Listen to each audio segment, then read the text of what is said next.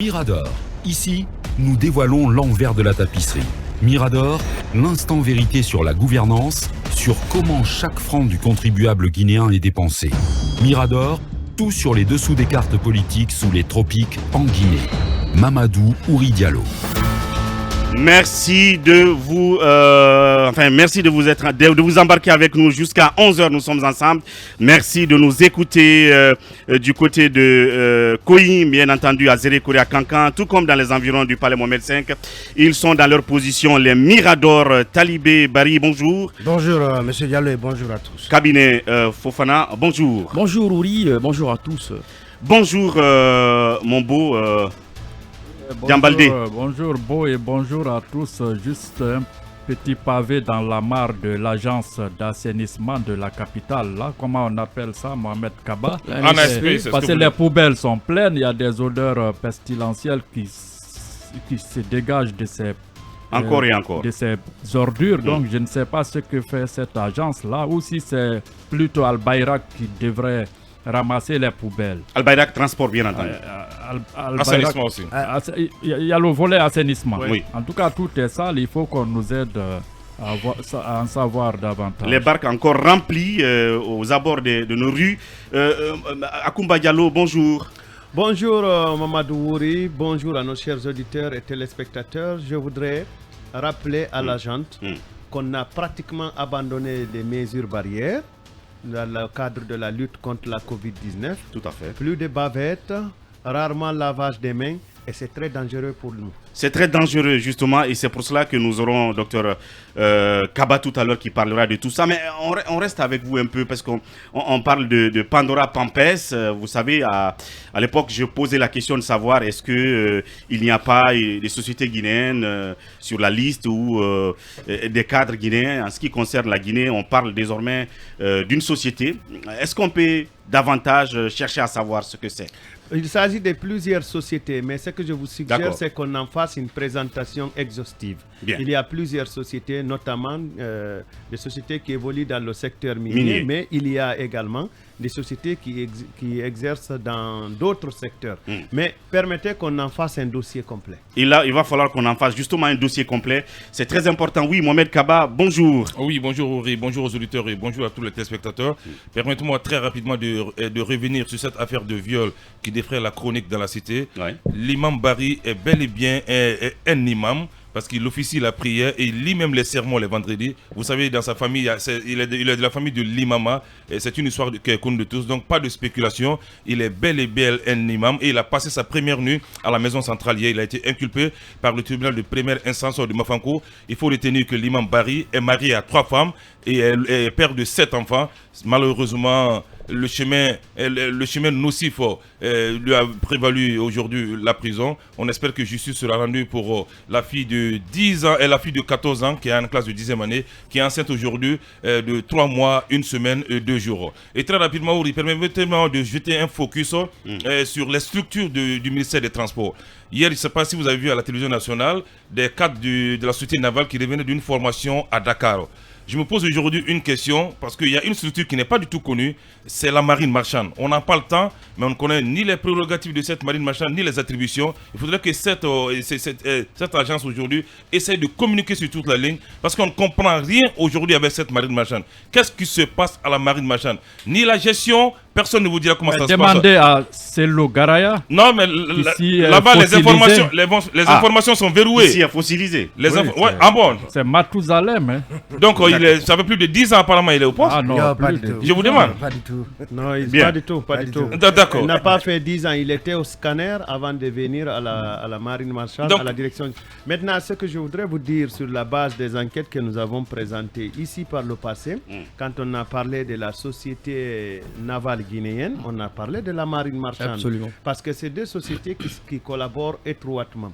Et je pense aussi que, oui, c'est bon qu'elle soit connue. Mais je ne pense pas qu'il y ait assez de poids à écraser là-bas. Alors qu'elle communique alors, la marine marchande. On veut mieux comprendre. Oui, la question, oui. Il y a Dar Salam, la poubelle de Dar Salam, Mohamed. Ah oui. Vous en savez, la décharge de Dar Salam. Évidemment. Vous y avez fait un tour.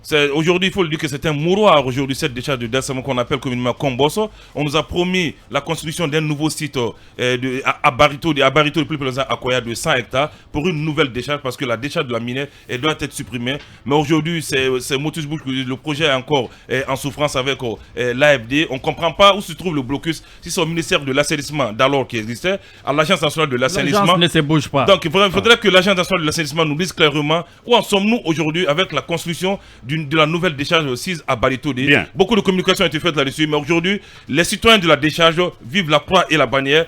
Comment on peut vivre avec des ordures et avec la fumée de ces ordures qui poussent? Mais un autre bémol à la matière, les occupants, ces citoyens ont été dédommagés à l'époque, mais encore ils sont venus s'installer. Donc la question vraiment mérite d'être posée. Le colonel Bala Samoura connaît très bien le dossier parce qu'il était là-bas souvent pour le maintien de l'ordre, pour sensibiliser la situation, pour qu'il puisse libérer les coins. Mais ce n'est pas chose faite aujourd'hui.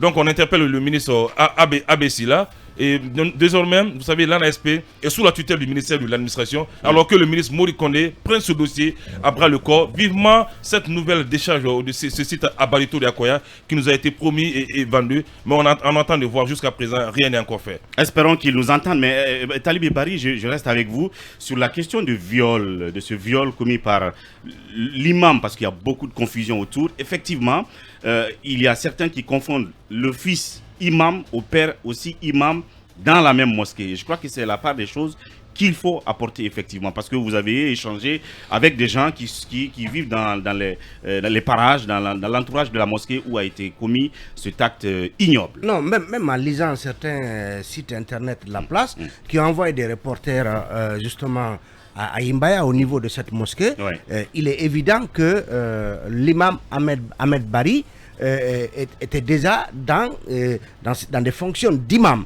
parce que on apprend que depuis pratiquement 2 ans, donc c'est son père qui était imam, son père étant un peu âgé, donc son père l'a propulsé pour faire prier au sein de cette mosquée. Donc depuis 2 ans déjà, il faisait prier, même les vendredis, il faisait prier. Est-ce que on peut ne pas considérer que c'était un imam? Donc je pense qu'il n'y a pas à polémiquer dessus, dès lors qu'il avait déjà 2 ans de pratique d'imama, il reste un imam, même si il pourrait tenir cela plus de son père que d'autres choses. Mais donc, il a le niveau aussi, parce qu'il a des talents de chroniqueur. Absolument, il a des talents de chroniqueur. C'est un intellectuel. Oui, justement, il était chroniqueur il était chroniqueur dans certaines émissions radiophoniques ici, où il parlait donc d'islam.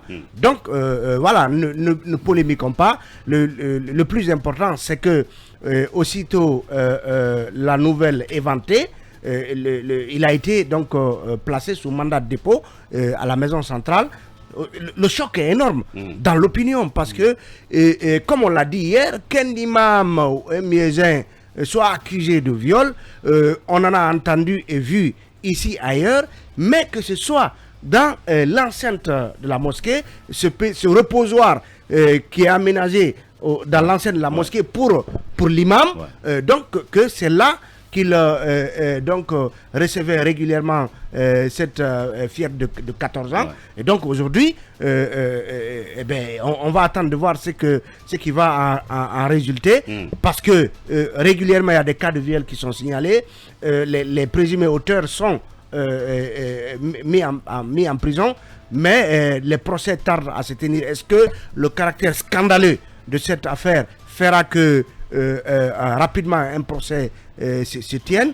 Moi j'ai lu dans les colonnes donc de certains sites le témoignage du chef du secteur donc où se trouve cette mosquée, qui disait que voilà, pour lui cette famille, la famille de la fille, ne méritait pas cela, parce que c'était l'un des plus gros contributeurs au profit de la mosquée. Donc à chaque fois qu'il y avait nécessité de contribuer à améliorer les conditions de prière dans cette mosquée. Le père de cette fille donc était pratiquement le premier à s'exécuter et parfois doublant même la cotisation, la contribution qui avait été demandée. Donc on attend de voir ce que la justice fera, puisque désormais il est donc détenu à la maison centrale de Conakry. Ouais, Cabinet, tu n'es pas théologue, mais c'est sûr que beaucoup pensaient aller je veux dire au paradis, mais ce sera le contraire. On a l'impression, parce que les imams, on les voyait tout de suite au paradis, quoi. Non, mais c'est quand même c'est difficile à comprendre que ceux qui doivent nous conscientiser, ceux qui doivent nous appeler à la morale, aux bonnes mœurs, que ce soit ceux-ci-là qui se comportent ainsi. Je pense qu'il faut... Et dans un coin le plus sensible, le plus sacré, la maison de Dieu. Absolument. Je pense que ce soit ailleurs, c'est encore grave. Ouais. Et lorsque ça se fait dans l'enceinte de la mosquée, c'est encore plus grave.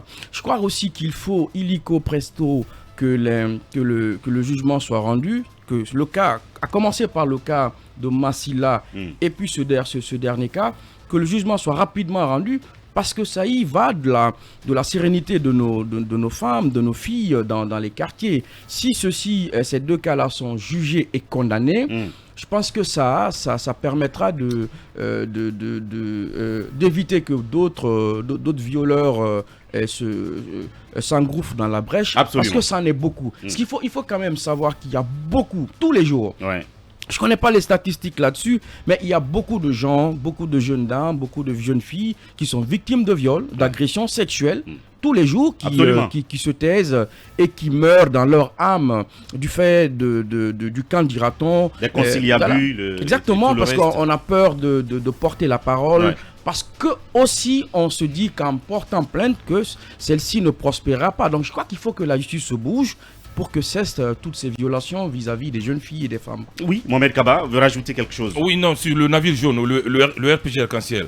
Le ciel s'assombrit aujourd'hui sur le RPG Arc-en-Ciel. Tenez-vous bien, on parlait tantôt, il y a 2 semaines en arrière, sur des arriérés de paiement. Il y a 48 heures, une nouvelle facture encore atterrie au QG du RPG de 11 millions de francs guinéens. Donc, ça une facture EDG. Une facture EDG de 11 millions de francs guinéens. Donc, il y a du rififi encore à l'air au sein du RPG. Si on nous apprend que Doncas avait honoré les premiers engagements, on ne sait pas trop, il faut vérifier. Cette fois, c'est une nouvelle facture qui vient de tomber sur la table encore du RPG, qui coûte 11 millions. Donc, et pendant ce temps, ils n'ont pas encore l'électricité. Il y a cette coupure qui perdure jusqu'à présent. Cependant, EDG a encore ramené une nouvelle facture. Donc, il faut se poser la question, à qui la faute? La nouvelle digitalisation de la EDG, la facturation qui pose problème, ou vraiment c'est le RPG Arc-en-Ciel qui serait un mauvais débiteur? La question mérite vraiment d'être posée aujourd'hui. Mais ce qui reste clair, le ciel s'assombrit sur le navire jaune, au RPG Arc-en-Ciel. Il faudrait que des hautes personnes, des têtes fortes, essayent de s'occuper de ce parti. Parce qu'on ne peut pas continuer chaque fois. On apprend que Kassori a payé, aurait payé une voiture. Mais la nouvelle facture date de 48 heures, qui est de 11 millions de francs guinéens. Et on se tait là-dessus, ils refusent d'en parler. Il faudrait qu'ils en parlent, qu'ils aient le courage de dire on ne peut pas payer cette facture, qu'ils fassent des contributions. Comme c'est un parti qui vit de dons et de dons. Si c'est comme ça, et de cotisation, si c'est vraiment réellement ça, il faudrait vraiment qu'ils contribuent encore à payer la facture d'électricité, parce qu'Alpha Condé n'est plus aux affaires. Traverser du désert pour le RPG. Non, moi c'est juste par rapport aux érudits. Il y a ce dicton qui dit faites ce que je dis, mais ne faites pas ce que je fais. Donc les imams, les curés, ce sont des humains. On sait que la chair est quand même faible.